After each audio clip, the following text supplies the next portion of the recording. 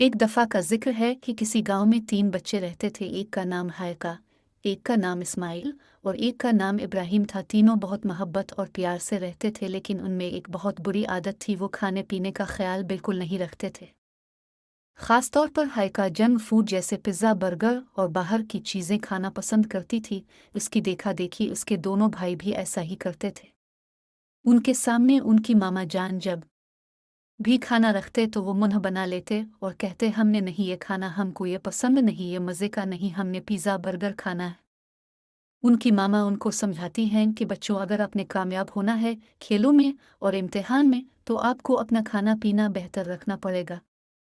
ताज़ा सब्जियां, फल, अंडे और दूध इस्तेमाल करने से आप जिस्मानी और ज़हनी लिहाज से सेहतमंद हो जाओगे और हर इम्तिहान में कामयाब होगे।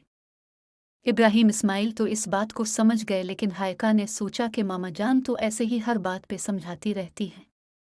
हायका ने अपना खाना पिज़्ज़ा बर्गर रखा, जबकि इब्राहिम और इस्माइल हर रोज़ सेहतमंद खाना खाते, जैसे दूध, अंडे, सब्जियां, फल और घर में पकी हुई दालें और पराठा।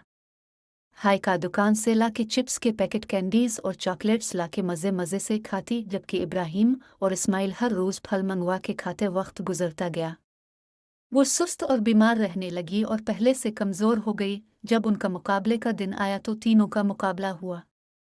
हायका में पीछे रह गई और इब्राहिम और इस्माइल जीत गए। और जब इम्तिहानात की बारी आई, इसमें भी इब्राहिम इस्माइल के बहुत अच्छे नंबर आए। घर आके हायका बहुत परेशान हुई। इसने अपनी मामा जान को बताया कि मैं भी खेल में जीतना चाहती हूँ और अच्छे नंबर लेना चाहती हूँ।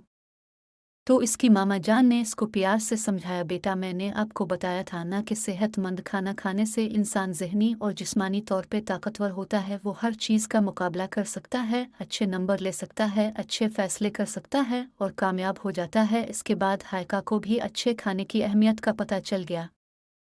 इसने भी अपनी खुराक से बर्गर, पिज़्ज़ा और चॉकलेट्स को ख़त्म कर दिया और उसकी जगह अंडे, दूध, फल और सब्जियां इस्तेमाल करना शुरू कर दी। इसकी सेहत बेहतर होना शुरू हो गई। अब वो पहले से सेहतमंद हो गई और समझ गई। इस तरह अगले साल इसने भी खेलों में हिस्सा लिया और जीत गई। इम्तिहानात में भी इसको कामयाबी मिली।